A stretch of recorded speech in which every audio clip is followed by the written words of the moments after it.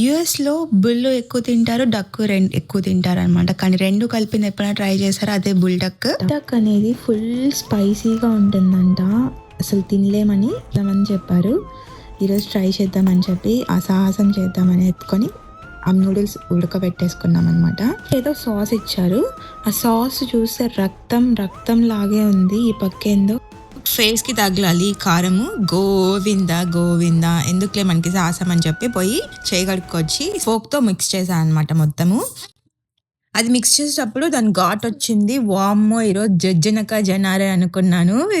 సాహసమే అనుకోవాలి ఇది. వరకు బుల్లు తినలేదు, తక్కువ తినలేదు, బుల్డక్ తింటున్నాను. తిన్నాకేం రియాక్షన్? బాత్రూమ్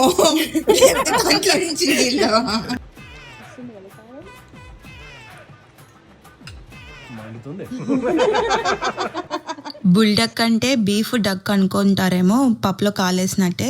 అది నూడిల్స్ అనమాట. అన్ని మనతో అయ్యే పనులు కాదని చెప్పి ఒక్కొక్క రెసిపీ చేసుకున్నాము. ఒకరేమో ఎగ్ దాంట్లో మిక్స్ చేసుకున్నారు, కారం తగ్గింది. ఇంకోరైతే బ్రోకోలీ కాలీఫ్లవర్ వేసుకున్నారు. నేను ఫైనల్గా ఐస్ క్రీమ్ తిని కంప్లీట్ చేసాం.